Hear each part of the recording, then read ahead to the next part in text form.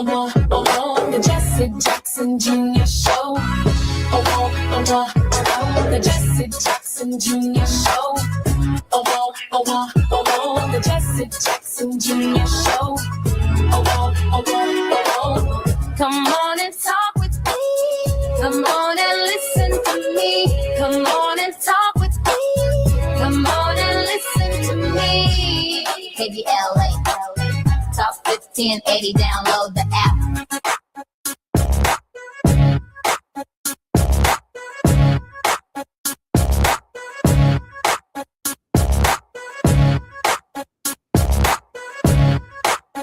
I'm Jesse Jackson Jr. Welcome forward to the Jesse Jackson Jr. Show on KBLA Talk 1580.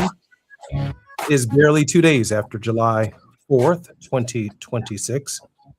And on our minds this day, the Patriot Front, the DC Metro picture with the black woman sitting and riding on a metro with white supremacists surrounding her. The America 250th anniversary meaning, what does it mean to us? The black teen who was found dead after hanging with an all-white group in Mississippi. His remains have now been recovered and an investigation is underway. Our reflection upon who we are just 2 days after the Declaration of Independence and the images that are emerging, particularly the images of the young African-American woman on the metro station. When we think about defining images, we think about Jesse Owens crossing the finish line in front of Adolf Hitler in 1936. We think about Joe Louis knocking out Max Schmeling and its consequences and ramifications for us. We think about Muhammad Ali standing over Sonny Liston after having demanded that he call out his name. My name is Ali. Say my name. Say my name. We think about Rosa Parks sitting on the bus. We think about John Lewis and the dogs having been sicked on the protesters on the other side of the Edmund Pettus Bridge just before the passage of the Voting Rights Act of 1965. When we think about Memphis, Tennessee in 1968, we think of images on the day before, and we think about images of Martin Luther King Jr. lying sprawled out on the balcony. But with all of the millions, and I do mean tens of millions of dollars spent to celebrate on one side of town the 250th anniversary of the nation's independence, on this day, the image that has gone viral and is in just about every major newspaper in the world, not in the United States, but in the world, is a young African-American woman riding public transportation in Washington, D.C., sitting in a seat by herself, surrounded by white supremacists.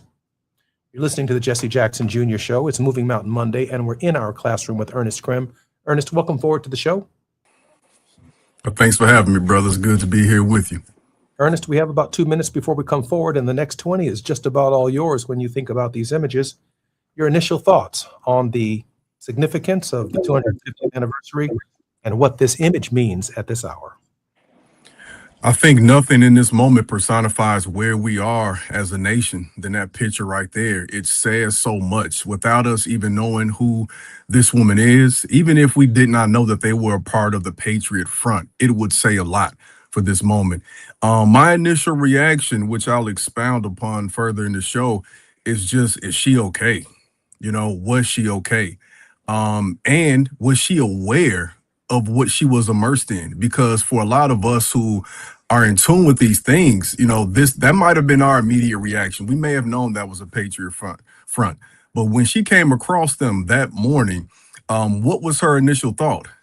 And we can see so much on her face and we can buy into how we would have felt.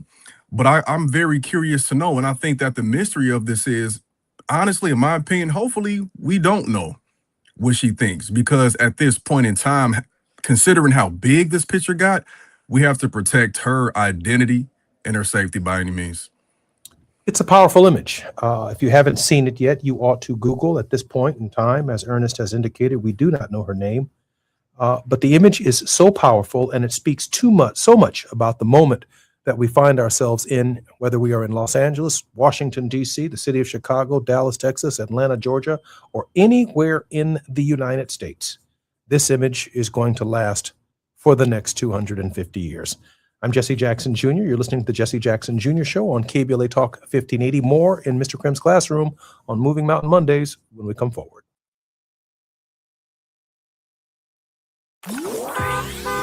It's afternoon drive time with Jesse Jackson Jr. Only on KBLA Talk 1580.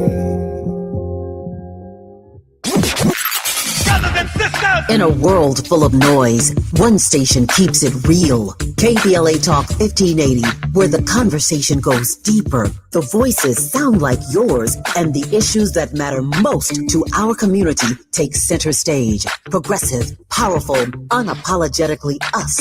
Whether you're driving through the city or tuning in from your home or office, join the public square. KBLA Talk 1580. Your home for talk that enlightens, encourages, and empowers. Listen live on our free KBLA 1580 app, on our website at KBLA1580.com, or on your radio dial at 1580 AM. Unapologetically progressive. You know that Big Bargain detergent jug is 80% water, right? It doesn't clean as well. 80% water? I thought I was getting a better deal because it's so big. If you want a better clean, Tide Pods are only 12% water. The rest is pure concentrated cleaning ingredients. Oh, let me make an announcement. Attention shoppers, if you want a real deal, try Tide Pods. Stop paying for watered-down detergents. Pay for clean. If it's got to be clean, it's got to be Tide Pods. Water content based on the leading bargain liquid detergent. Small businesses are the heart of America. But you don't have to go it alone. As the nation's largest nonprofit resource of expert business mentoring, SCORE has helped millions of entrepreneurs build their businesses for free. Get the connections, education, and guidance you need with SCORE. We're ready to help. Find a mentor today at score.org.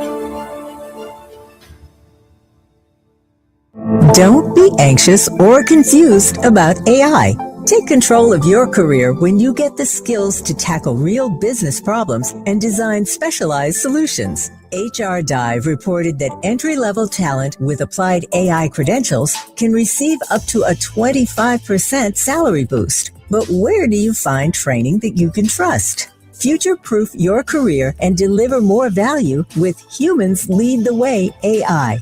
Their hybrid learning courses use practical definitions, real-world examples, and strategic insights to help you and your team understand AI with confidence. No magic, no hacks, no shortcuts. Just practical knowledge that helps you use AI more successfully. Don't wait. AI can never replace people who know how to use it well. Register for courses today at humansleadtheway.com. That's humansleadtheway.com. Now back to more of Jesse Jackson Jr. on KBLA Talk 1580. The Jesse Jackson Jr. Show. The Jesse Jackson Jr. Show. The Jesse Jackson Jr. Show. The Jesse Jackson Jr. Show. King Volley, drop the beat. Come on and talk with me. Come on and listen to me. Come on and talk with me. Come on and listen to me. KBLA Talk 1580. I'm Jesse Jackson Jr. Welcome forward to the Jesse Jackson Jr. Show. It's Moving Mountain Mondays right here at KBLA Talk 1580. Ernest Krim III is an Emmy-nominated producer, public teacher, anti-racist educator, and hate crime victor who uses Black historical narratives to empower and educate through a culturally equitable lens. Mr. Krim, a South Side of Chicago native and University of Illinois Urbana-Champaign graduate, is a former high school history teacher of 12 years who now advocates for social justice issues and teaches Black history to the world through social media with a platform that reaches roughly 4 million people each month as of 2024. Ernest, welcome forward to the show. Thanks again for having me, brother. Yeah, here I am. Glad you're here, brother. A powerful image is circulating around the globe at this hour. And in this moment, and I'm not being critical of that which I can see, is there, and I'm not being critical. No Black men, No white men beyond those who are masked and in their Patriot Front uniforms, attire. No white women. No Hispanics. No progressives, peace activists, advocates for justice. Just a young black woman wearing a green shirt. I think it says Originals on it, but I can't read the rest of it. Surrounded by white men wearing shades, masks, and uniforms. That's a defining moment for the times within which we find ourselves. Ernest Krim. So much of this discourse, I'm glad you brought that up, because so much of what I've seen has centered on the idea that this picture can win an award. I've seen people talk about the fact that she was so brave. And I think that the broader conversation that we need to have is, for one, we can't look at these moments as an opportunity to profit. You know, living in this country the way that we do, oftentimes that's the first thing that comes to mind. And I'm aware that a photojournalist actually did take this, so that in some ways does make it appear a little different than just a regular bystander. But still, the question remains, for one, even though it may have been legal for her to do so, was this person okay with being documented in that manner? The second thing is, did this person make any attempt to ensure that she was safe? Did she feel safe? And that even when she was on her way off the train, you know, assuming that she got home okay, was there anybody who was on this train who was in the Patriot Front that attempted to maybe follow her or whatever? I think that we all have to use this as an opportunity, not to just talk about the fact, because I've seen so many, like, you know, Pulitzer Prize and all this, like, but what about community safety? What do we do when we see this? And this is a call to action for everybody who claims to be an ally to our community, especially for Black women. As a history teacher, I'm also curious to know, when I first see something like this, is this just a snapshot? So I did look this up, because our perception is everything. We could assume that she was by herself, but maybe the wider image shows that there were people on the other side who looked like her. From what I was able to read, this was the reality as they in many ways bombarded the DC Metro at the time. So I think that's something worth noting as well. I think that we should take this as an opportunity then to say, when we come together as people, if we see this happen, what do we do? How do we respond? To your point, nobody was there who looked like us, and nobody who perceived to be on our side visibly was there. But also, too, this isn't just for Black men to say we should do something. This is for everybody who claims to be an ally. And I see so much in this, too, in regards to symbolically what Black women have meant to this country. When we say that she's brave, when we say that she's strong, she didn't wake up with that on her mind. From what I saw, this was potentially taken in the morning. So maybe she's on the way to work. Maybe she's on the way to school. Who knows, right? She didn't ask to be symbolic of this movement, and yet still she is. So we have to also then remember that Black women can't just be props for us as we attempt to reconcile all of the elements of democracy that have been taken away. We have to say, if Black women have done the utmost throughout this country's history to even make it last 250 years, what can we do to ensure their safety moving forward? Much more than just taking a picture. You know, I can't get it out of my mind. I mean, right here on this show, the interpretive complications associated with what and who July 4th is, we have talked about for weeks. A year ago, in July, I spoke in Gettysburg, where the Battle of Gettysburg took place, and I asked the question before Kamala Harris's election: what will July 4th, 2026 and July 4th, 2025 look like under this present leadership without Kamala Harris being present? Right here on this show, we've talked about the first, from 1619 to July 4th, 1776, the first 147 July 4ths were just another day for the Negro slave. Just another day, a scorching day. A day of lashing and beating and disrespect and no rights and no ability to travel, no Bill of Rights that applied to us, no equal protection of the law, hadn't even been added to the Constitution yet. Chattel slavery, right here on this show. We've done it for the last year. For the last year, we talked about 87 and a half years between July 4th, 1863 and July 4th, when Abraham Lincoln came back in November of that year to deliver the Gettysburg Address. 87 more years. Lincoln begins 77 years ago, comparing July 4th, 1863 to July 4th, 1776. We've done it right here on this show. And we've talked about how after 1863, July 4th would take on new meaning with the 13th, 14th, and 15th Amendment. And there had not been another July 4th that's been the same as women got new rights and Hispanics got new rights and Rosa Parks sat down and Martin Luther King Jr. marched and I Have a Dream and the right to the Voting Rights Act of 65 in the election of Barack Obama. We had 4 very different July 4ths in the first term of Barack Obama, another 4 July 4ths, very distinct and very unique in the second term of Barack Obama. And now in this term, an iteration of July 4th is this image.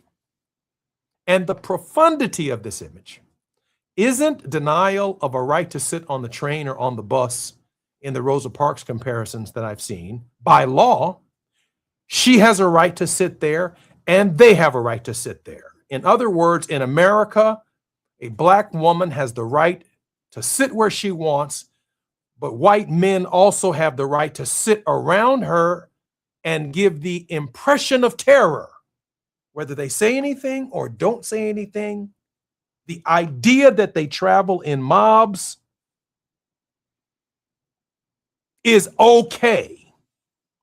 And it's okay to express their whiteness in this context. I'm deeply troubled by this image. I think many Americans are, and this conversation isn't going anywhere. It doesn't mean that the iteration or interpretation of what you said is wrong at all. It is absolutely right. And so is mine. And so is every interpretation, whether this young lady says something about how she felt or whether she recognized what she was sitting in the middle of when she was sitting in the middle of it. But that's exactly what's taking place here. And it's not just taking place here. It's taking place in an Alabama prison when the prison guards decided to cut a Rastafarian's hair off of his head. It's happening in classrooms around the country. That's what I also see in this picture when young African Americans and brown brothers and sisters cannot have their history taught. And the minority in the classroom of white students in the class now have rights to say, I feel offended when I learn about black people. And therefore, learning about black people is something that that student doesn't have to do because the Equal Employment Opportunity Commission is going to turn their back on educating black folk. And the great irony, of course, is that on July 4th, because of bad weather in Washington, D.C., white freedom celebrators had to seek protection in the African American History Museum to keep from getting struck by lightning. Well, they celebrated, in some cases, not just the birth or the history of America, but they celebrated their whiteness, and it was okay. It was so okay that we were uncomfortable and we did not turn out in great numbers in what is known as Chocolate City. I'm struck by this, Ernest. Oh no, it is very profound, and it also illuminates like just the possibility. Every black person that saw this image had the same idea of the same thought process, you know, the same fear, because we probably know what that's like. There are so many historical images that are reminiscent of this. And to even see this come full circle, we talk 100 years ago, tens and thousands of the Klan ascended upon the Capitol. And we see these things repeating. We see, you know, similar presidents that existed in the early 1900s. We see Woodrow Wilson. We see Donald Trump. We see these things repeating. And I just can't help but think, too, how often, like Norman Cousins once said, that history is a vast early warning system. And I think that in this moment, besides just thinking of what we should do in situations like that to ensure community safety for everybody in our midst, we also have to make sure, again, putting on my educator hat, that our kids understand how profound this image is and just what it means, because having our understanding of this, can you imagine how long that train ride would have felt to us, to her, not knowing what could have happened? Also think about the fact that from our understanding, assuming everything turned out okay for her, I think that's even deep too, because there's an understanding amongst those in the Patriot Front that all they have to do is just this little demonstration that they're doing, whatever, ever so often they do it, because these are folks who I am going to assume, once they take those masks, those hoods and glasses and hats off, probably are our local professionals, not just officers, but doctors and lawyers and people who have control over things that matter to us in life. So even though they weren't explicitly violent to her in that situation, the fact that they did not have to even express that, to me, illuminates the fact that they have control over a broader society that continues to be violent towards us. You know, I hope she doesn't say anything, poor thing. I hope she keeps it quiet and lets the nation continue to stew in the consequences, the ramifications, the representations of this image. I hope they stew in it. I would hate for her to say, I wasn't paying no attention. I ain't paying none. I'd hate to hear that, and that just wipe out the whole point of the conversation, because we have to pay attention to our surroundings. And those of us who felt comfortable sending our children to all white schools or all white private schools, or send them to all white parties, and too often when we join their fraternities, they make us drink more liquor than we're supposed to drink. Some of us have been killed over history because of intoxication or asphyxiation, because we were made to do things to join their white fraternity that they themselves were not made to drink or to smoke or to shoot up as being part of their fraternity or be part of their club or to be part of their university or to be part of their crowd. You know, my son went to some of these schools, and every day that I sent him to Morehouse College, I have gratitude to the historically Black college and university that helped him shake some of what it meant to grow up as one of the only minorities in that environment. And I think all of us have tried to do the best for our children, but upon reflection, this is our reality. This is our reality at the grocery store. This is our reality when we get pulled over by the police. This is our reality. It is intimidating. It is fearful. The federal government at this hour in the nation's history is not on our side, and it is shocking. It is just shocking that this is where our nation finds itself at this hour. Ernest, I do know that in a moment we'll be joined by Terry Hord Owens in the next hour. The great George Johnson, the founder and president of Afro Sheen, the lead sponsor of Soul Train and the Soul Train Awards and a number of products, including Afro Sheen, at age 99 has passed. In our next half hour, both Ernest Krim and Reverend Terry Hord Owens and I will talk about the legacy of George Johnson. And then when we come forward in the second hour, we will have the one interview that we had with George Johnson right here on the Jesse Jackson Jr. Show. I'm Jesse Jackson Jr. You're listening to the Jesse Jackson Jr. Show on KBLA Talk of 1580. We're in Mr. Krim's classroom. Believe that. And we're learning something through images, not through a book written, but through images about how we feel about what's going on and what July 4th, 2026 taught us about America. I'm Jesse Jackson Jr. You're listening to the Jesse Jackson Jr. Show. More on KBLA Talk 1580 when we come forward.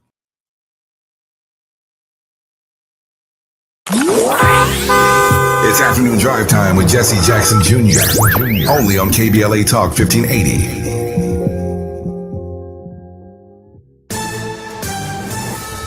I'm Amber Payton with BIN News Now. House Speaker Mike Johnson says Congress should limit birthright citizenship. Speaking on Fox News Sunday, Johnson said lawmakers need to address so-called birth tourism, where pregnant women come to the U.S. or their children are born American citizens. If there's some legislative fix, we'll advance that immediately. If it's a constitutional amendment, as you know, it takes a little more time. Johnson also praised Black Justice Clarence Thomas's dissent in the case, calling it a must-read. Civil rights pioneer Reverend Ed King is being remembered across Mississippi after his death Saturday in Jackson. King was a white minister who fought segregation in the 1960s, helped organize with the Mississippi Freedom Democratic Party, and supported sit-ins at segregated businesses. He died at 89. And Black Los Angeles Mayor Karen Bass is calling for faster cleanup after a Boyle Heights warehouse fire left millions of pounds of rotting food inside. Get BIN News Now on demand 24/7 on the iHeartRadio app. See and buy reptiles, birds, fish, amphibians, turtles, and exotic plants at the LA Pet Fair and Reptile Super Show this weekend at the Pomona Fairplex. It's the biggest pet expo in the world. A family fun event, July 11th and 12th. Get tickets at lapetfair.com. This is the KBLA Sports Minute with Ray Richardson. The U.S. men's soccer team will have their leading scorer for tonight's round of 16 World Cup match against Belgium. FIFA, soccer's worldwide governing body, overturned the one-game suspension of U.S. striker Folarin Balogun. Balogun was scheduled to miss tonight's game after getting a red card in the U.S. win over Bosnia on Wednesday. FIFA officials reviewed the play and ruled Balogun should not have gotten a red card, which results in a one-game suspension. Start time for the U.S.-Belgium match is 5 p.m. Live coverage on Fox Sports. The Dodgers lost to San Diego 5-2. They took 3 out of 4 from the Padres over the weekend and still lead the Padres and Arizona by 14 games in the NL West. The Dodgers open a 3-game series at home tonight against Colorado. This afternoon, I'll have an update for you on Venus and Serena Williams at Wimbledon. No debates, no speculation, just the info you need. That's your KBLA Sports Minute. I'm Ray Richardson on KBLA Talk 1580.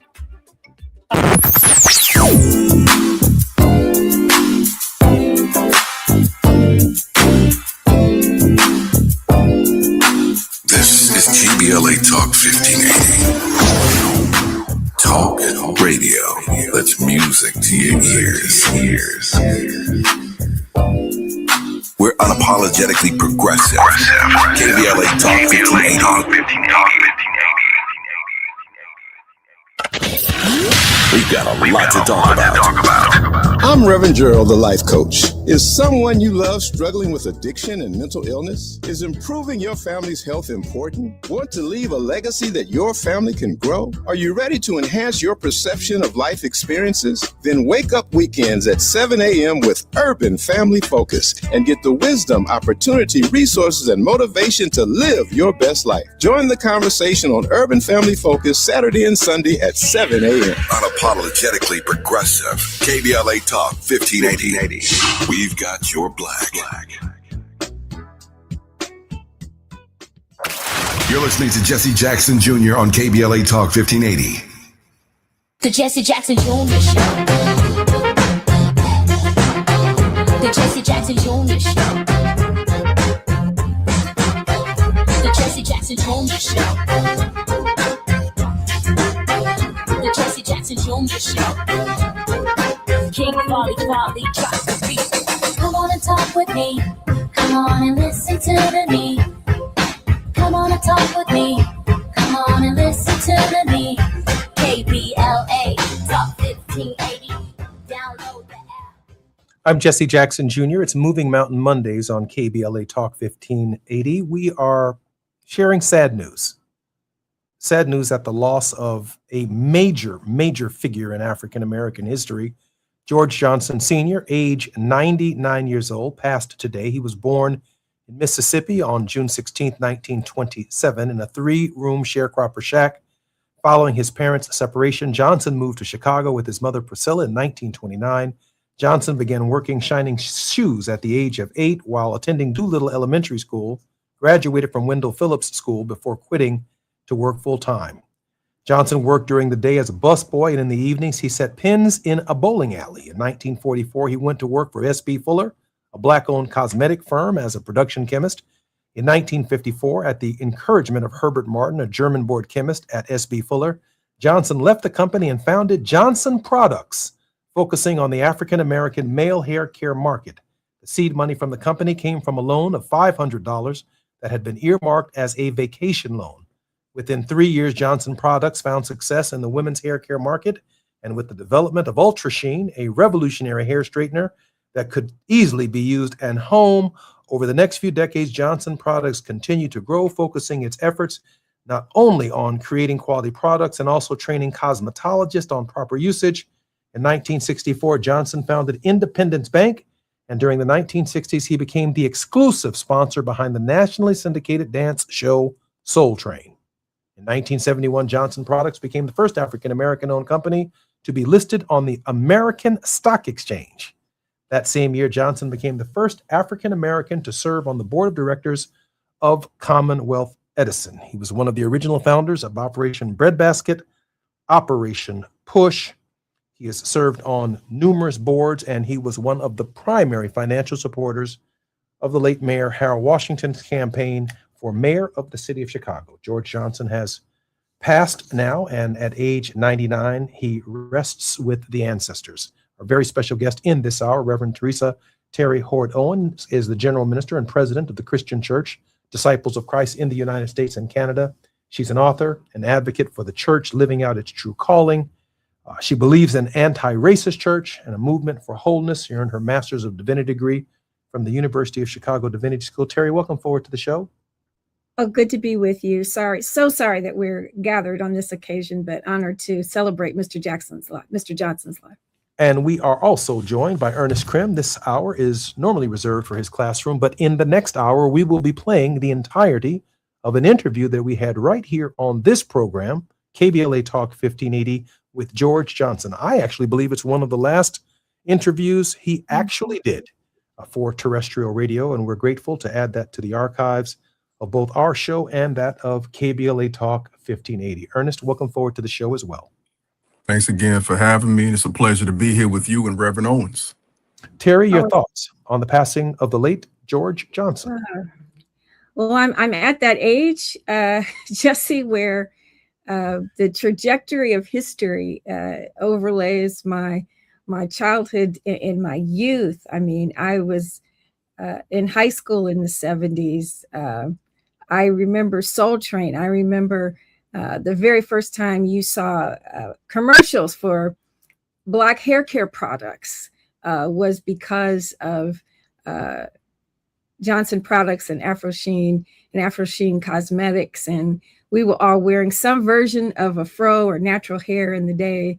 And it was literally the very first products that we used that were made for our hair, even given the variety of textures that we as Black folk have. So this is like a part of my sort of the melody of my life, having been put to rest. It's such their offices there on 87th and the Dan Ryan, just a legacy that cannot be forgotten. And I'm so grateful that you at least immortalized that interview. But yeah, the part of the rhythms of my life were using Johnson Products and being blessed by the fact that Soul Train was on the air, and a Black company, Black man made it possible. You know, I even think Tavis Smiley had a afro in the 70s. That's probably true of most of us. When we think about the afro and the heads that have had Johnson Products in it, you've got to think about Absolutely. the Brother Johnson. You got to think about the Jackson 5. You got to think about the Silvers. You got to think about Prince when he had an afro. And the Afro Sheen spray, right? It wasn't just enough to have it picked out. You needed to. The sheen was real. The idea of the sheen was real, and right. The brothers that we thought were fine were the ones whose fro was tight. You know, it was picked out, but had the sheen. It wasn't dry. It was, you know, they took care of their hair, pick in the back the pocket. We used to get in trouble in school for having a rake, or some people may not know what I mean by a rake. Have a rake or a pick in the back court. In fact, my brother was told, don't do that at school, or, you know, it would get taken away from you. Had a peace sign on the handle with a little fist on it. Right. Exactly. Yeah. But these are the rhythms of our life here. Yeah. Absolutely. I still got mine. You get some good lessons right here, brother. Yeah, y'all pass that legacy on to me. That's right. And then, of course, Johnson Products also moved into the lye business, right? I mean, at a certain point in time, in the 80s, term relaxers, he laid the afro down, and that's how some of us burnt our scalps. Exactly. They were there for all of the trends and helped set some of them. And when they were no longer the only ones, I mean, we all remember the the S curl and all of that stuff. But Johnson Products they were the pioneers, and they were the ones that helped us during a time when James Brown was singing "Say It Loud, I'm Black and I'm Proud." They were helping us to get pride and feel pride in our hair in its natural state, and being proud of how we looked and how we carried ourselves. And that's just priceless to me. You know, when I think about some of the consequences of legally enforced segregation, many of our most successful businesses, including the funeral home businesses, became successful because white morticians and mortuary science students would not handle African American bodies, period. And they certainly wouldn't handle African American bodies with dignity. And even if they did, and the community actually heard that they buried or handled or touched a black body, white folks would boycott even a white funeral home if a black body had been handled by the funeral director. And it led to the growth of the funeral industry. I think, Ernest, as well as Reverend Owens, the hair care industry is the same.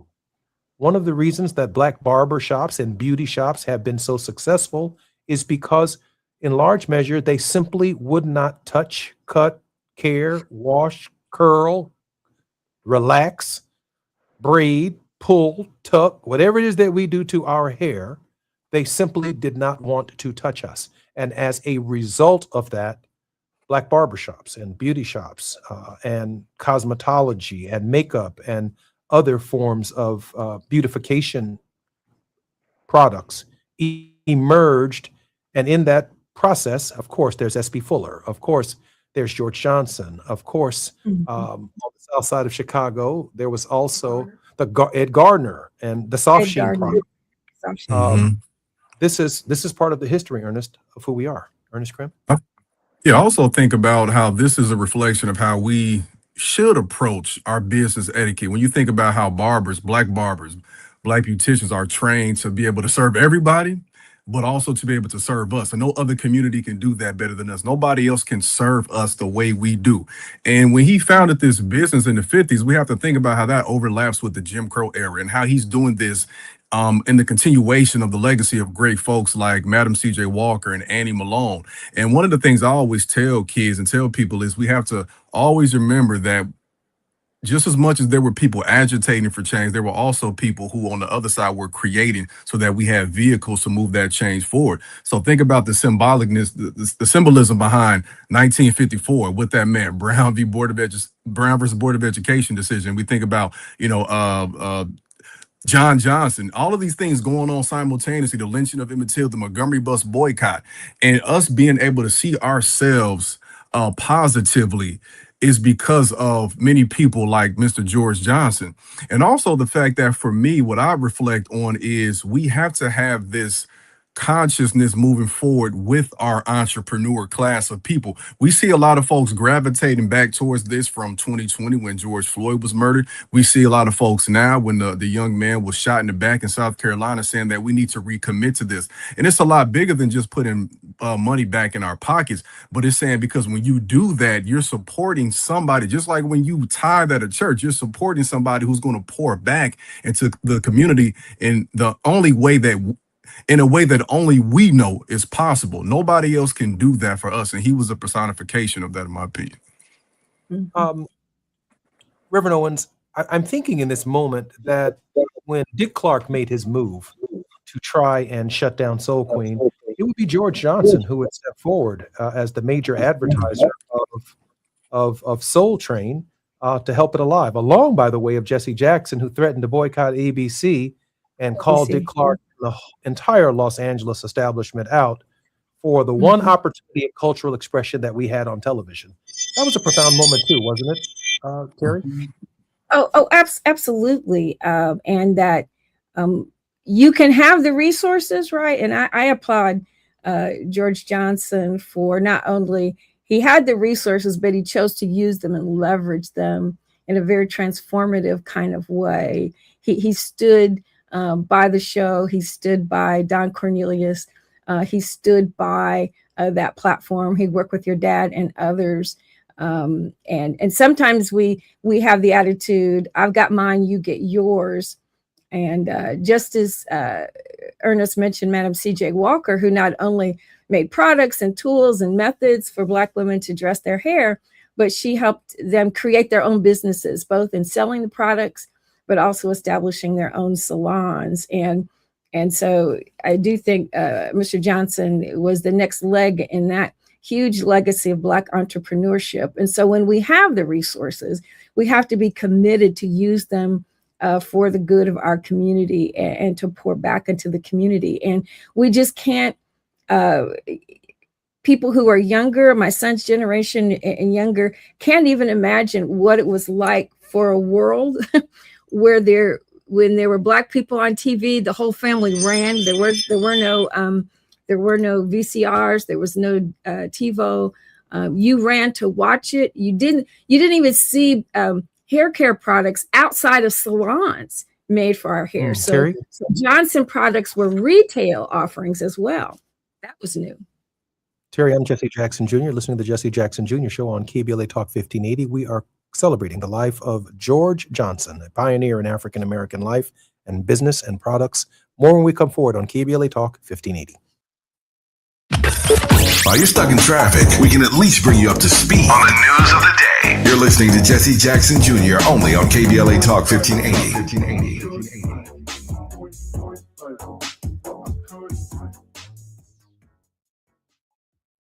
Listen up, KBLA delegation. We have something you need to hear. Right now, you may qualify for low-cost home internet. We're not talking about a catch. This is real. Many internet service providers offer low-cost internet plans if anyone in your household is enrolled in CalFresh, Medi-Cal, SSI, or is income eligible. There are a lot of families in our community who deserve to be connected. Here's all you do. Call 844-461-7893. That's the Get Connected call center. Real people ready to help you enroll today. Or go online to internetforallnow.org to find a provider near you. You may also qualify for a low-cost computer through Human IT. Connectivity is not a luxury. In 2026, it's a necessity, and you deserve access just like everybody else. Call 844-461-7893. That's 844-461-7893. KBLA's got you. If you missed any of this, you can always go to our website at KBLA1580.com. Brought to you by KBLA Talk 1580 in partnership with the California Emerging Technology Fund, CETF. I think my LADWP bill is due, but nothing's come in the mail yet. You still get paper bills? Yeah, it's how I keep track of things. Clearly, it's not working. You can't remember when it's due. You need to sign up for paperless billing. I get an email when my LADWP bill is due. I never have to wait on the mail, and I can see 7 years of bills in my online account. Plus, first-time signups get a $10 bill credit. $10 bill credit for new LADWP paperless billing signups. LADWP.com/paperless. Going to a World Cup match in LA this summer? Ditch the parking stress and ride Metro. With direct service from across LA County, it's the easy way to get there for just $1.75 each way. Hey there, Los Angeles. This is James Lucky Jr., publisher and editor of Los Angeles News Observer. Are you hungry for news that matters to you in the African-American communities of Los Angeles? Well, buckle up, because we got the scoop you've been craving. Stay in the know and never miss a beat with our free weekly publications conveniently available near you. Or hop on the digital wave and become an exclusive subscriber at OGNSC.com. Don't forget to join the party on Instagram and Twitter at OGNSCINC for behind-the-scenes access and sizzling updates. No more FOMO. Let's stay informed, connected, and empowered together. KBLA Talk 1580. We've got a lot to talk about.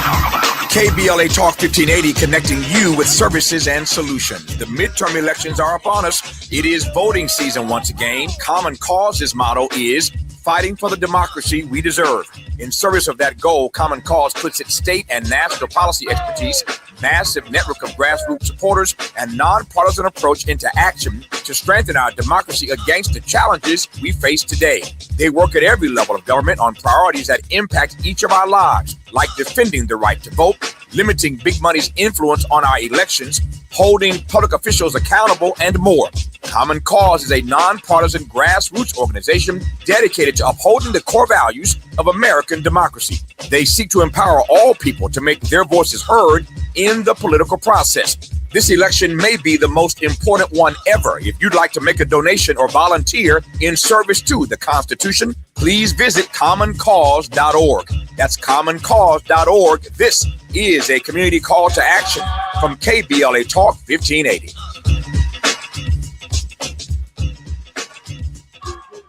If you have unfiled taxes or are in debt to the IRS, this is important news. Did you know the IRS has programs specifically designed to help people struggling with tax debt? Powerful tax assistance programs that can save you thousands if you qualify. No one knows these programs better than the experts at Optima Tax Relief, America's most trusted tax resolution firm. A-rated by the Better Business Bureau, their award-winning tax attorneys and licensed professionals have resolved over $3 billion of tax debt for their clients. One call to Optima can start the process, helping to put an end to your worries about wage garnishment, asset seizure, and other aggressive IRS actions. Find the best options to solve your tax problems. Call the experts at Optima Tax Relief today for a free consultation. Call 800-919-9077. 800-919-9077. 800-919-9077. Optima Tax Relief. Some restrictions apply. For complete details, please visit OptimaTaxRelief.com. Now back to more of Jesse Jackson Jr. on KBLA Talk 1580. The Jesse Jackson Jr. Show. The Jesse Jackson Jr. Show. The Jesse Jackson Jr. Show.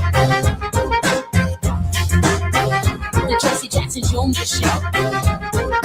King Quality drop the beat.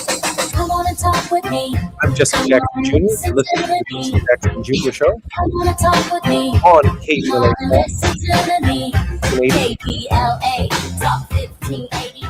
We're celebrating the life of George Johnson, and in the next hour, on April 2nd, 2025, George Johnson was our very special guest right here at KBLA on the Jesse Jackson Jr. Show. He is the founder of Johnson Products, Afro Sheen, Ultra Sheen, and a number of other cosmetics that greatly enhanced the beauty of Black people.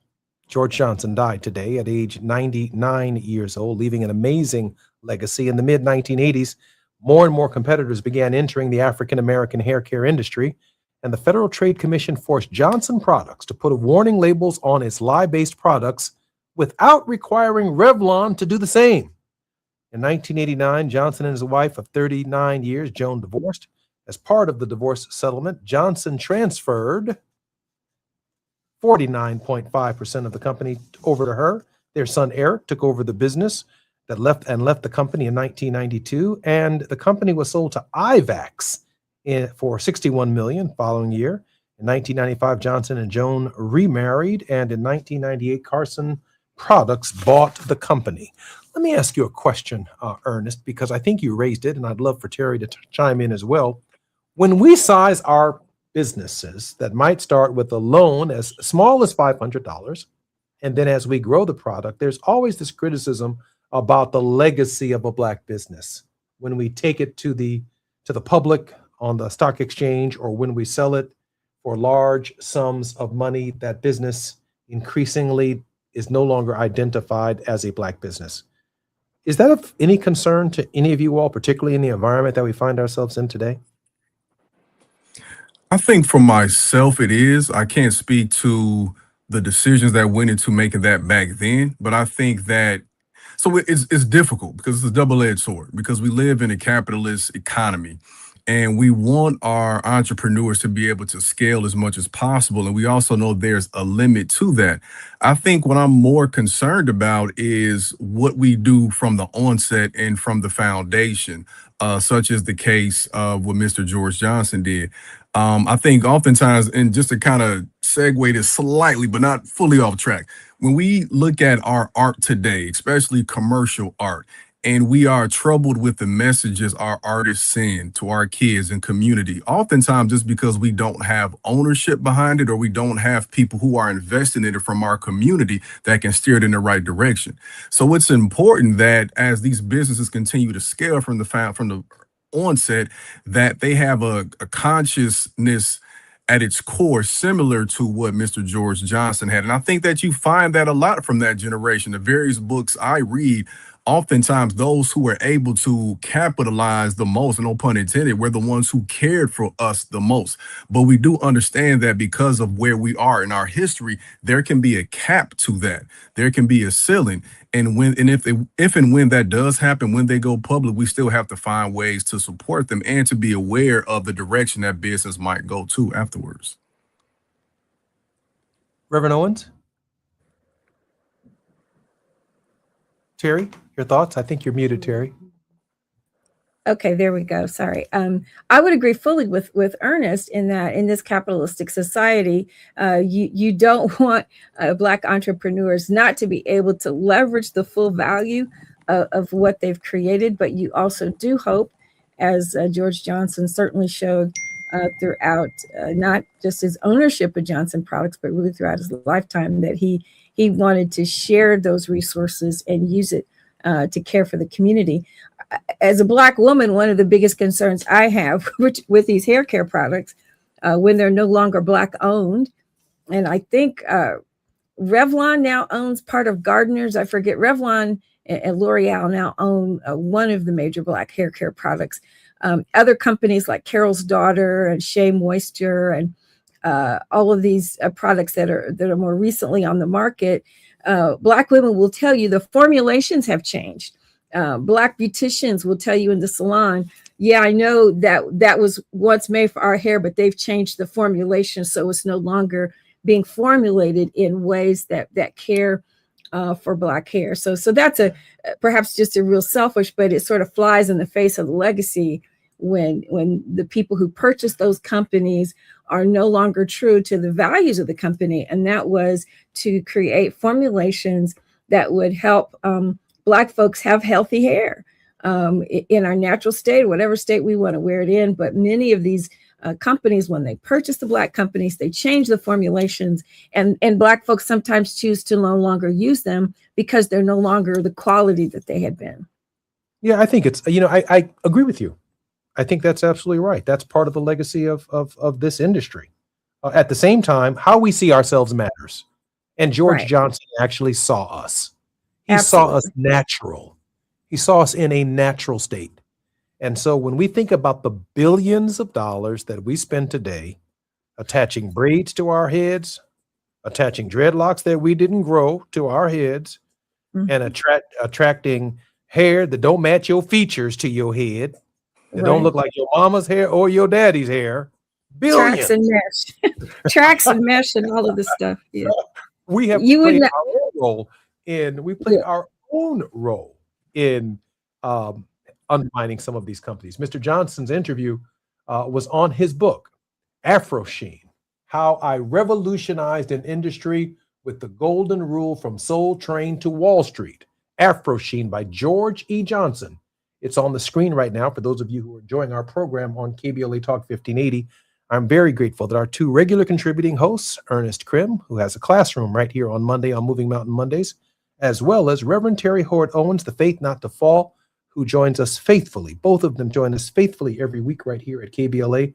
I'm extremely grateful. From the next voices that you will be hearing right here at KBLA, it will be an interview that I had with Mr. Johnson in April of this year, right here on KBLA Talk 1580. It is one of the few interviews that he did on terrestrial radio, and I'm grateful that he shared his thinking, his thoughts on his last book and his life's work right here with our community on KBLA Talk 1580. I'm Jesse Jackson Jr. More with George Johnson when we come forward right here at KBLA. He died today at age 99.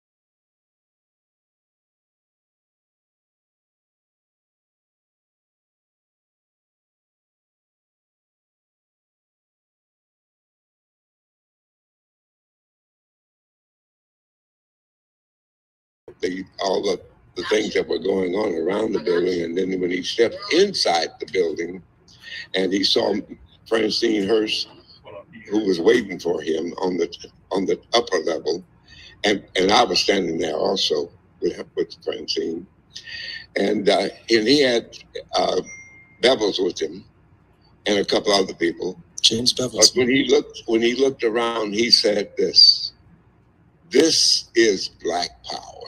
And that was a great compliment to me. Anyway, we had a wonderful luncheon, and in that luncheon, he asked me if I would help him to carry out a program in Chicago that had been very successful in Philadelphia. And he asked me if I could get together a bunch of serious businessmen, and he'd like to introduce Operation Breadbasket in our cafeteria. And I got the guys to come, about 30 or 35. And he introduced the program that he was intending to bring to Chicago called Operation Breadbasket. And at the same time, he introduced Jesse Jackson as the founding director of Operation Breadbasket. And that's how I started out with that's what happened when you visited me. And I was very supportive of Jesse already, and supportive of Operation Breadbasket. In fact, Operation Breadbasket not only helped other Black businessmen, it helped JPC also. We were able to get some of in fact, quite a few of our products into grocery stores where we had not had success in getting the grocery stores to carry our Ultra Sheen, Afro Sheen, and Ultra Wave hair culture, many of our products. Mr. Johnson? Yes. This is Jesse Jackson Jr. When we come forward, the Honorable George Johnson is our very special guest on the Jesse Jackson Jr. Show. It's afternoon drive time with Jesse Jackson Jr. Only on KBLA Talk 1580.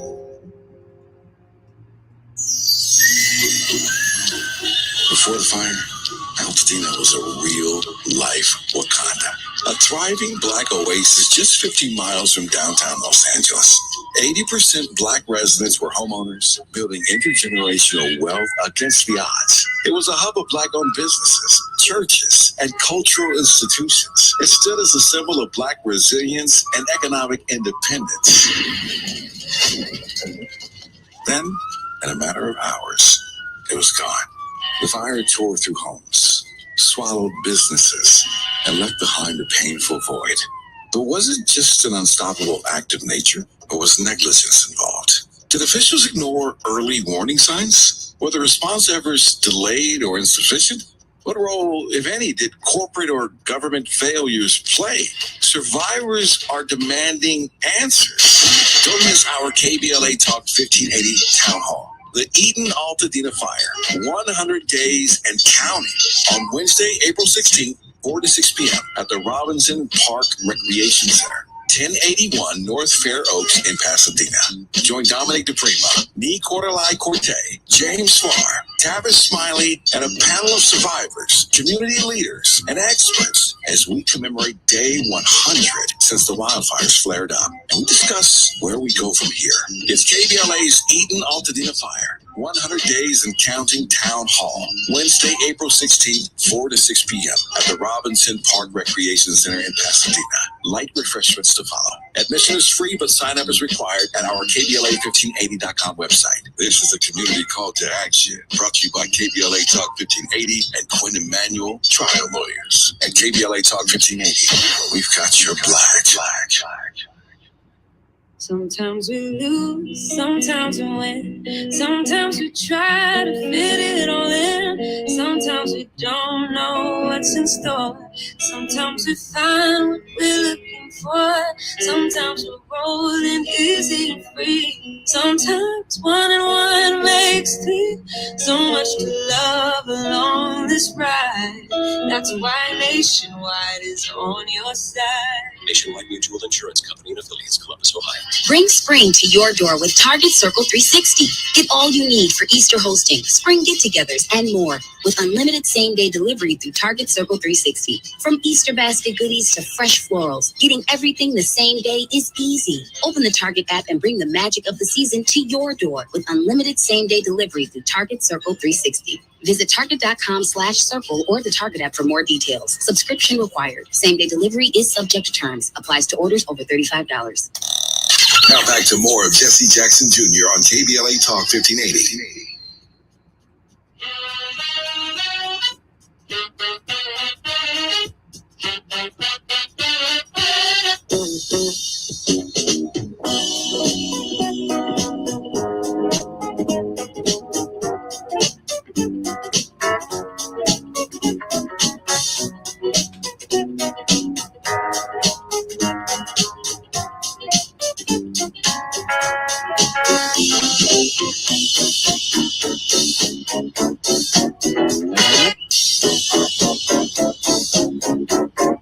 I'm Jesse Jackson Jr. Welcome forward to the Jesse Jackson Radio Show. This special guest is Mr. George E. Johnson. Mr. Johnson, welcome back to the Jesse Jackson Jr. Show. Thank you. Hillary, let me ask you a question just before I go back to my conversation with Mr. Johnson. And that is, it must have been an extraordinary feeling and opportunity for you to have the privilege of documenting his life. What was that like, and how extraordinary was it to you? Yeah, absolutely. There's an African proverb that states that when an elder dies, it's like a library burns down. And so 3 years ago, when this very much alive and vibrant, then 94-year-old African-American elder contacted me, I didn't know a whole lot about him, except that I sat between my mother's knees and had Afro Sheen, Ultra Sheen put on my hair every day. And when I turned a teenager, cut it and wore Afro Sheen, and about his business building during the 70s and 80s. But I knew I needed to drop everything and clear my plate.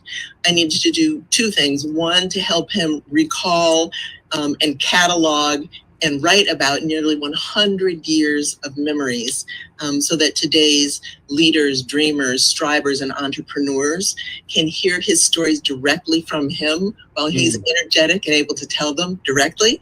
And then also to present the information in historical context so people today can understand the trailblazing nature of his accomplishments and also how incredible they were in the context of those times. So it was an amazing experience and an honor and a privilege of a lifetime.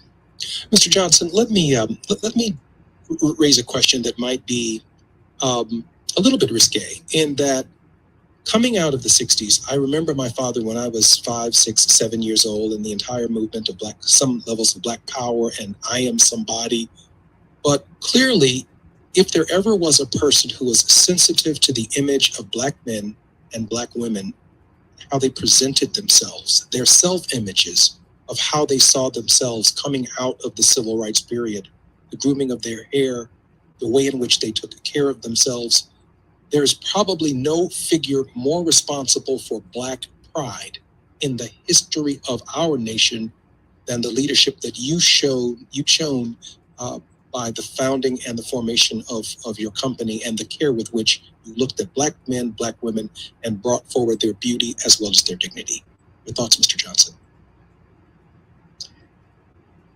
Oh, thank you so much for those compliments. I responded to what was going on in our community.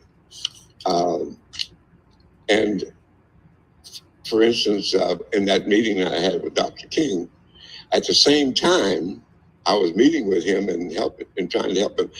And incidentally, at that meeting, he also let me know that he wasn't able to make his payroll. And then the Pension Bank made him a loan of over $100,000. Wow. But anyway. That's 1.2 million today. Wow. Wow.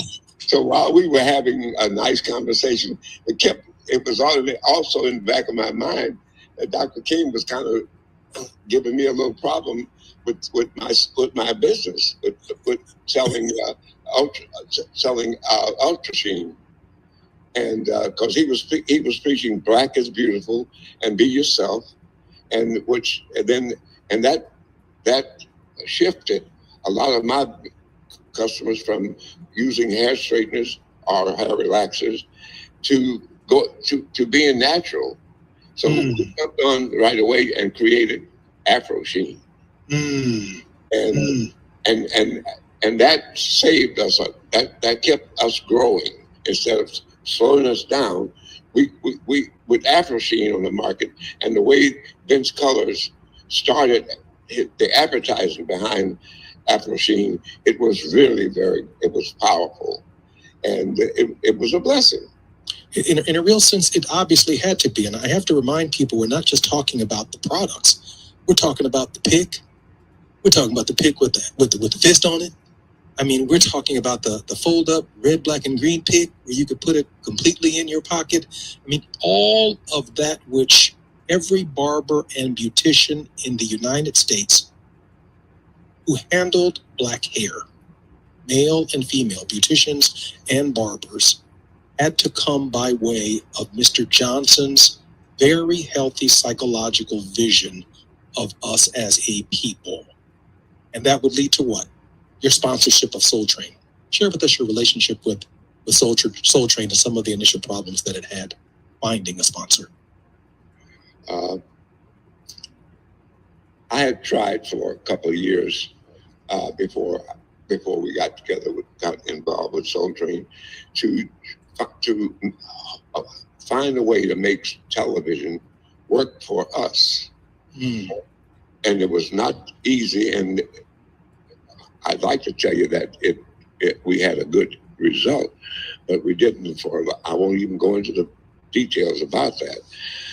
But those 2 hour variety shows that we produced were really very good. However, they weren't financially rewarding the way it ought to be. Anyway, the very first advertising agency I had an executive on my account named Tom Kuhn. And Tom called me one day and said, I think there's a program you ought to take a look at. And it was John Cornelius had a copy of Dick Clark's Bandstand, all black children on that show. And I looked at it and I thought it was great when I saw it. But when I saw it on TV, it was only in black and white, and it didn't have the same energy that I saw when I visited that program. Anyway, after meeting Don and talking to him, I decided I'd make a 30-minute color pilot. And when I saw that, I saw what I wanted to see. I saw the energy. I saw fabulous dancing, and I sat down with Don, and of course Don didn't have any money at the time, but we formed a company, and he had half the company, and JPC had half the company, but I put up all the money. JPC put up all the money, and that's how Soul Train started. The program he had that was in black and white was not called Soul Train. While Don and I were getting together, he came up out of the blue with the title Soul Train, and that's how we started. I want to remind our listeners that Hillary, it wasn't just the dancing and the programming of Don Cornelius and Soul Train.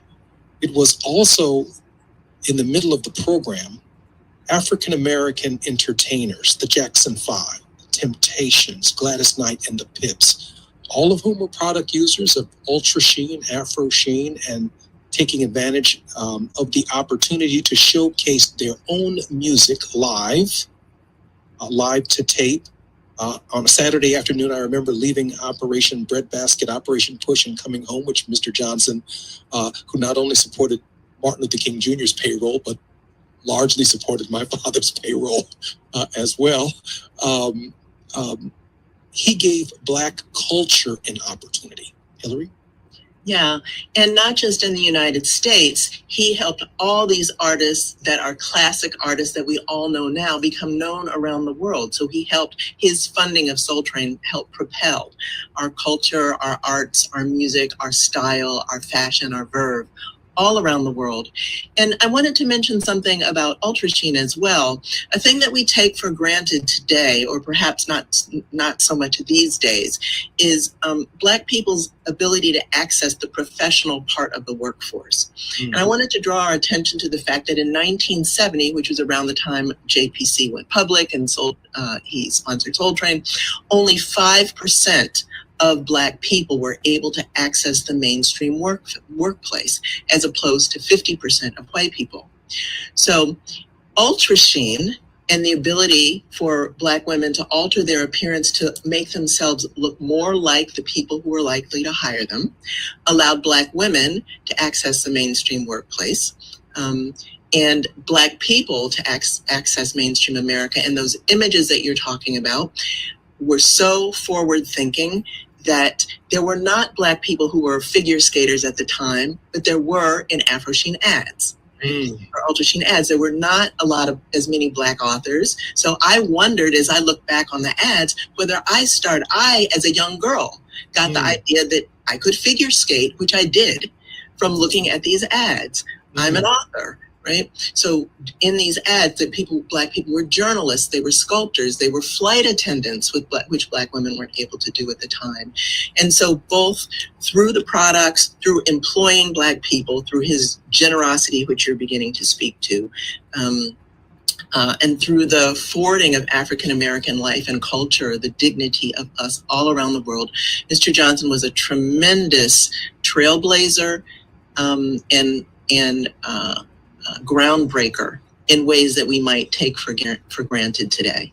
Speaking of being a pioneer and a trailblazer, so many African Americans may not realize that Mr. Johnson's company was the first major African American owned company to trade on the New York Stock Exchange.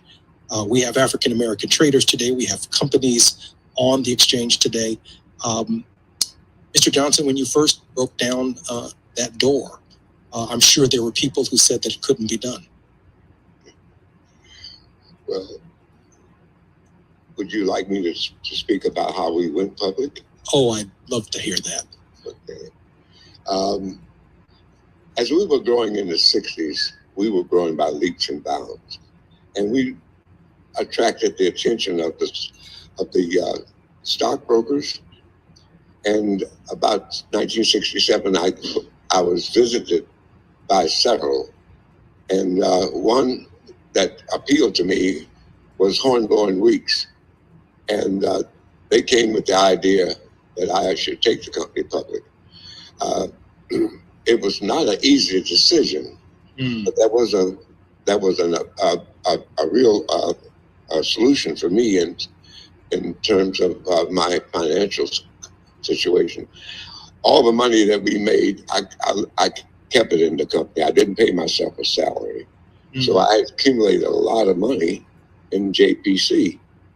And I didn't want to pay myself a salary because at the time, personal income tax was between 60 and 71%. But they explained to me that if I went public, I could, whatever the money came from selling stock, that would be taxed at 28%. That made sense to me. To all of us. So it was a kind of a personal decision in that respect. Also, though, it also gave us the opportunity, if we needed it, to tap the capital market if we needed money to finance our growth. Fortunately, we didn't need that, but it did give me some financial stability. Mr. Johnson, we have about 2 minutes before we come back from our forward break. Are there lessons that African Americans need to understand about the risks associated with entrepreneurship? Repeat that, Jesse. Risks that you had to take. You were willing to take risks to be a businessman. Absolutely. But Jesse, I had no choice. I had no choice. In my view, the Lord put me in business. And I tried, and as long as I stuck with the Lord the way I did, we prospered. And I would say, I really believe what I'm saying to you. I think that my opportunity to go into business was divinely ordained. To give you an example, the day before you might not understand what I'm saying unless you read the book, but the day before I met Orville Nelson, I was 25 years old. I had a wife. I had 2 children, a 2-year-old and a 2-month-old. I was working 2 regular jobs and washing cars on the weekend and had no future. The next day, I'm getting ready. I'm at Fuller Products Company. I'm finishing my day's work there. And I get on the elevator at the 5th floor. The elevator stops on the 3rd floor. And this gentleman gets on the elevator. And when I looked at him, I blurted out without thinking, "What the hell is wrong with you?" And he said to me, "I came here because this is a black company. And I wanted to see if I could get Mr. Fuller to make me a better product because the product I'm using is giving me a lot of difficulty." I'm Jesse Jackson Jr. You're listening to Mr. George Johnson. Mr. George Johnson, when we come forward, sir, we're going to pick right back up on that meeting that you had with S.B. Fuller. It's afternoon drive time with Jesse Jackson Jr. Only on KBLA Talk 1580.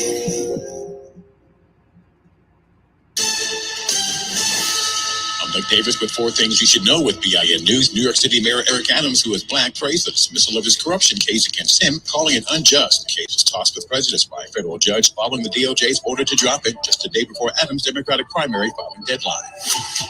The Supreme Court upheld the FDA's decision to deny approval for flavored e-cigarettes, overturning an appeals court ruling. Despite the FDA's denying of many vape-related products, flavored e-cigarettes remain available across the country, mainly in black neighborhoods. California, 2 proposed bills to ban transgender athletes from competing in female sports have been rejected. Assembly Bill 89 would have established a ban on athletes born as male to compete on a girls' interscholastic sports team.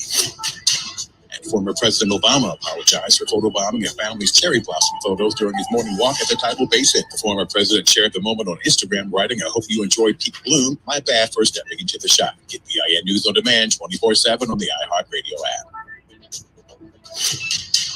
When you visit the San Diego Zoo Safari Park, the way you see the world begins to change. You realize that the more you encounter amazing species, the more you can't imagine a world without them. San Diego Zoo Safari Park. See conservation from a new perspective. This is the KBLA Sports Minute with Ray Richardson.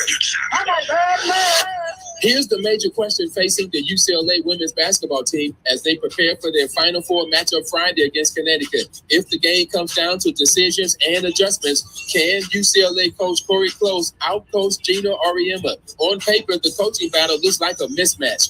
This is the first time Close has taken a team to the Final Four. Friday's game represents the 24th time Auriemma has led UConn to the Final Four. Auriemma has won 11 national titles at UConn and has had 6 undefeated seasons. Auriemma's experience with championships on the line is part of the reason why UConn is an 8.5-point favorite. How Close handles this pressure-packed moment could be a deciding factor for UCLA in their first Final Four appearance. UCLA and UConn tip off at 6 p.m. Friday night. Live coverage on ESPN.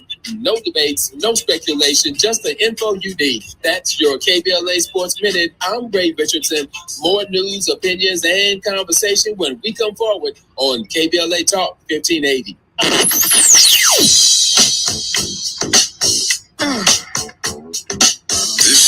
KBLA Talk 1580. Talk radio. That's music to your ears. We're unapologetically progressive. KBLA Talk 1580. We've got a lot to talk about. Hi, I'm Zoe Williams, aka the Voice of Reason, encouraging you to join me weekdays from 7 to 9 p.m. for the world's most intriguing relationship radio roundtable.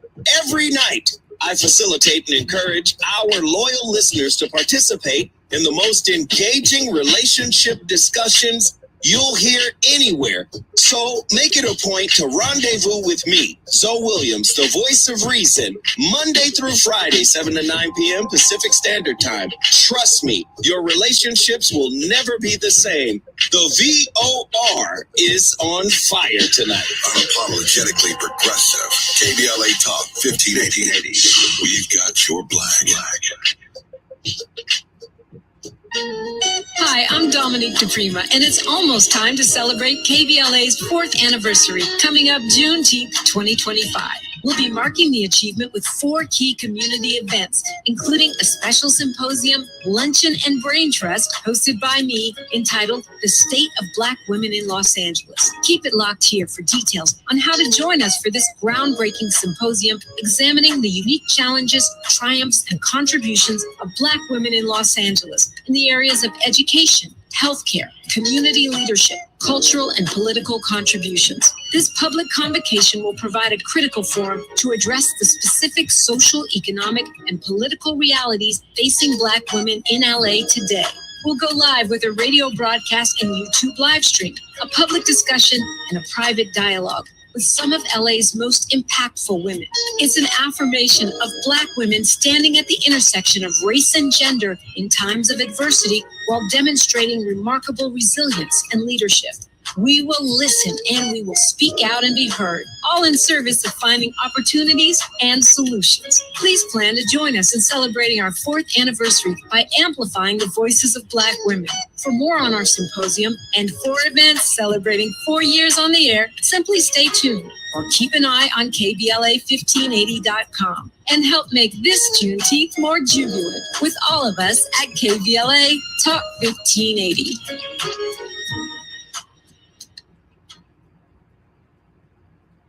This ad is brought to you by Care for the Injured, which is not a law firm. Past results don't guarantee future outcomes. Recovery depends on case details. Did you or a loved one take the birth control shot Depo-Provera and later develop a brain tumor? You are not alone. Thousands of women in the U.S. have been affected and deserve compensation. Depo-Provera, a widely used birth control injection, has been linked to serious brain tumors like meningiomas. If you use Depo-Provera for at least a year and were diagnosed with a brain tumor, you may be entitled to significant compensation. Our network of attorneys fight for the rights of women like you, women who were never warned about the risk of birth control shots. Our caring legal team is standing by to help you get the justice and compensation you deserve. The sooner you call, the sooner we can begin working on your case. Call 800-256-1276 now for a free confidential case review. That's 800-256-1276. Call 800-256-1276. Now back to more of Jesse Jackson Jr. on KBLA Talk 1580.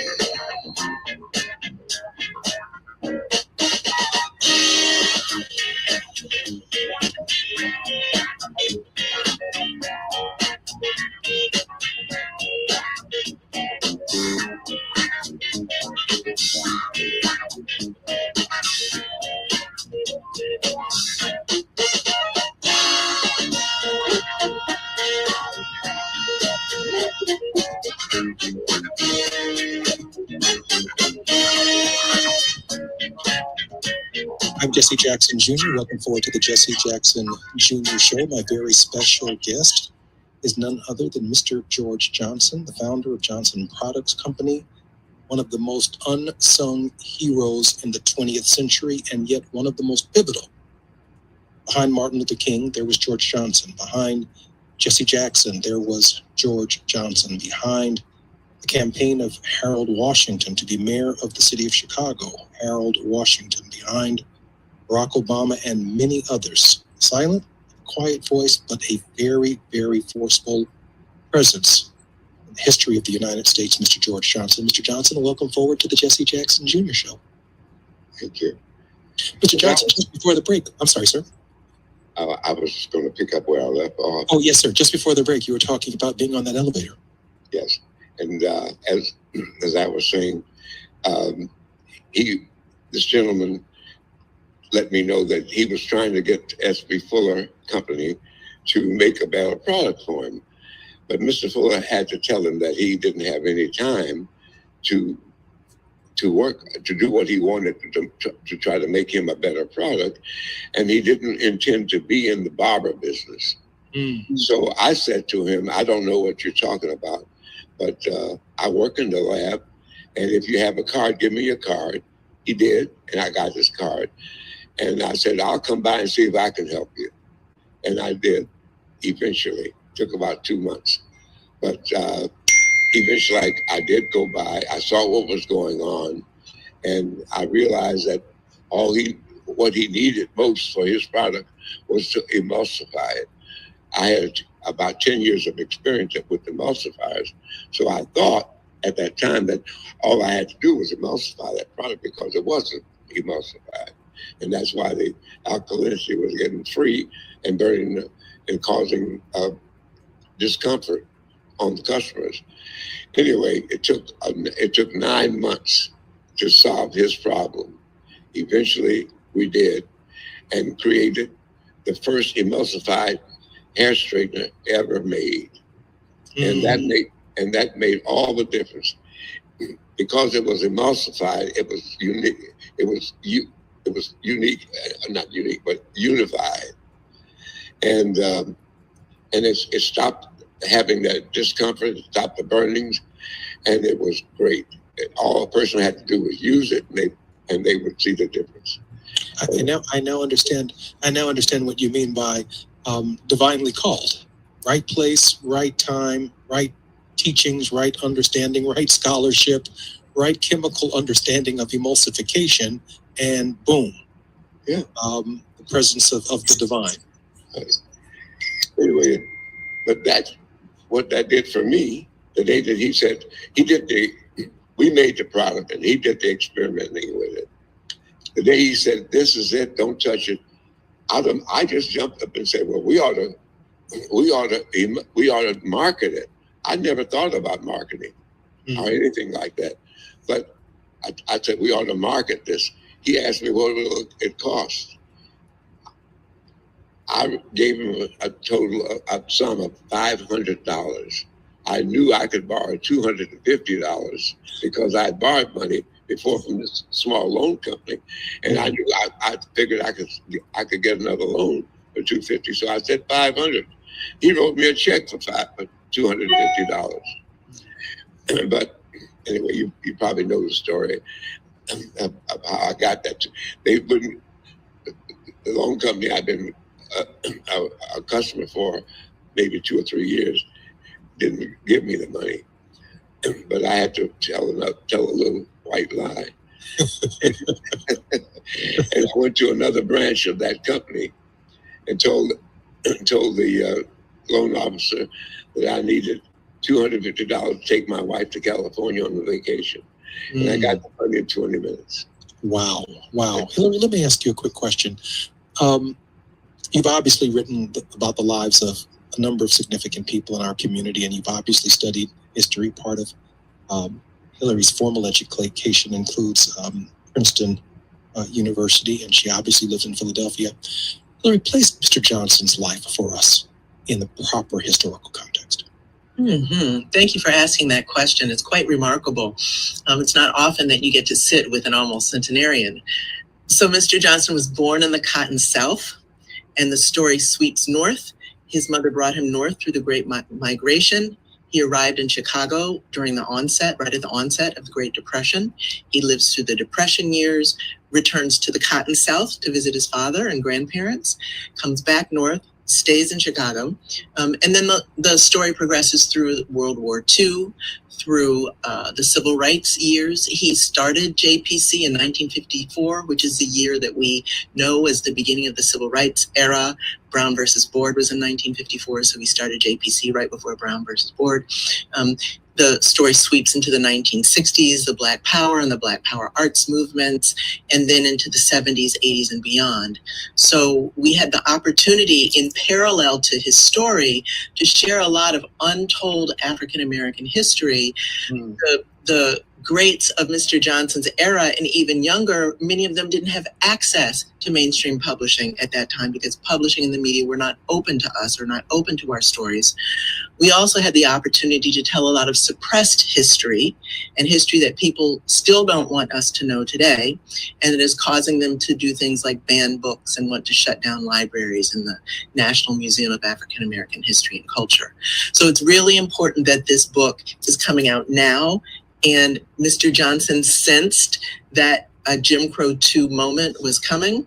And so in the book, we were thoughtful about speaking to some of the conditions that we're actually experiencing right now. And there are a lot of lessons in the book for today's strivers, dreamers, and entrepreneurs, either because they intend to be entrepreneurs or life circumstances are now forcing them to consider other revenue streams that can help our community and the nation.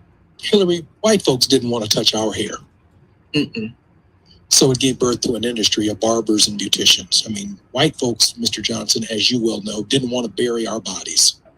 And here comes Cage and Leak Funeral Homes and all of these people, Mr. Johnson, who at one time or another came through your front doors, sought your help and assistance to start their businesses. In other words, we did, in an odd kind of way, Hillary, Mr. Johnson, we did,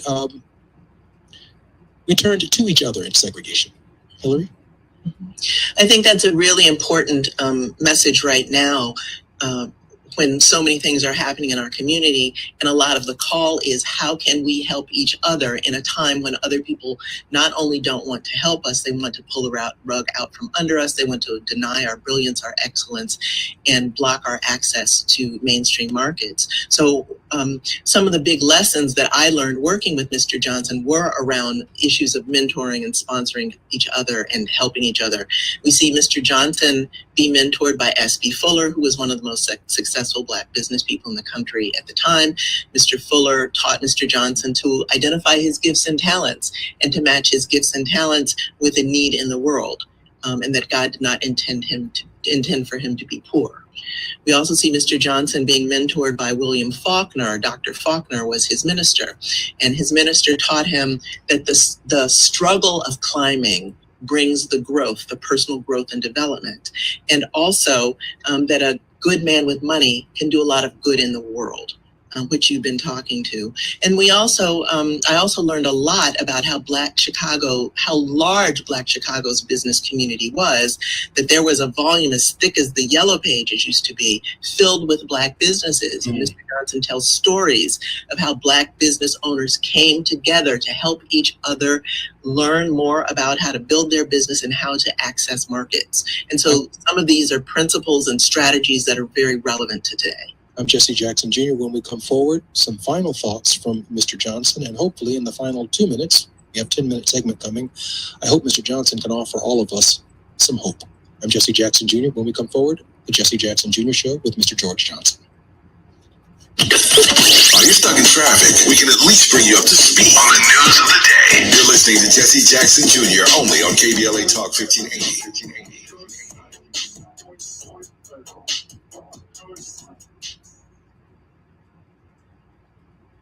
This ad is brought to you by Care for the Injured, which is not a law firm. Past results don't guarantee future outcomes. Recovery depends on case details. Did you or a loved one take the birth control shot Depo-Provera and later develop a brain tumor? You are not alone. Thousands of women in the U.S. have been affected and deserve compensation. Depo-Provera, a widely used birth control injection, has been linked to serious brain tumors like meningiomas. If you use Depo-Provera for at least a year and were diagnosed with a brain tumor, you may be entitled to significant compensation. Our network of attorneys fight for the rights of women like you, women who were never warned about the risk of birth control shots. Our caring legal team is standing by to help you get the justice and compensation you deserve. The sooner you call, the sooner we can begin working on your case. Call 800-256-1276 now for a free confidential case review. That's 800-256-1276. Call 800-256-1276. The California Crusader newspaper would like to thank all of our subscribers for their support throughout the years, proudly serving the South Los Angeles and South Bay areas for more than 40 years. The California Crusader is a multicultural, Black-owned, adjudicated newspaper that focuses on providing newsworthy information to the people in our community. We're constantly looking for ways to assist businesses in our community to connect with our subscribers. We provide low-cost, effective ways to promote your business with our reasonable and affordable advertising rates. You can participate by suggesting, sharing, and submitting your stories on the California Crusader newspaper Community Share Facebook group page, or visit our website at cow-cruise-news.com. That's cow-cruise-news.com.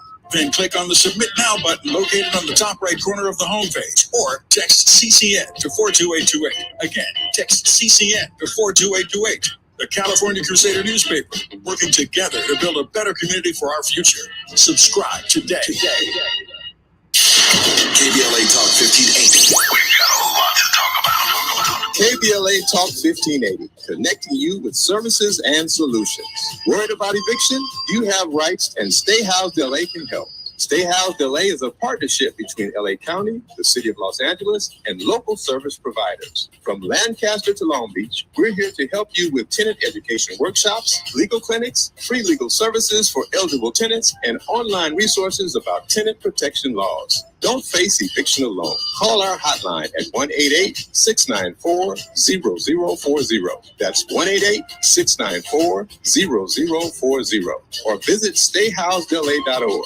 Stay Housed LA, keeping Los Angeles residents in their homes. Stay Housed LA, your rights, your home, our community. This is a community call to action from KBLA Talk 1580.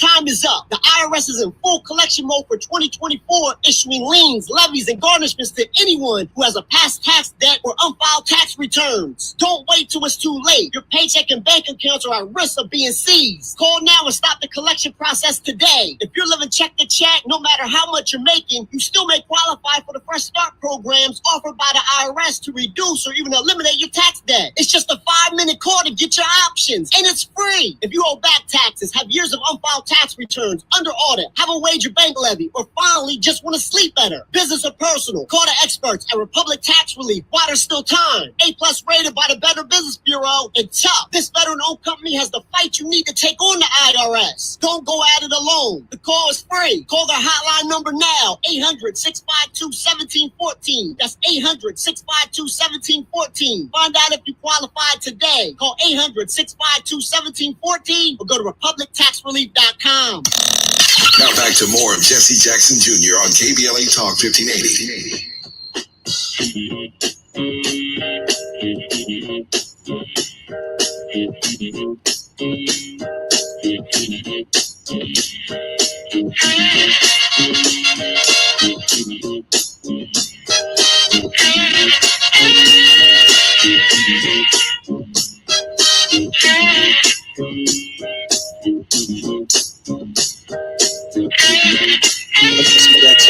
Welcome forward to the Jesse Jackson Jr. Show. My very special guest is none other than the Honorable George Johnson, one of the most profound and luminarious figures in American history in the last half of the 20th century. That's who he is. Our movements don't operate for free. They require resourceful, thoughtful, and conscious business persons to say, this makes sense.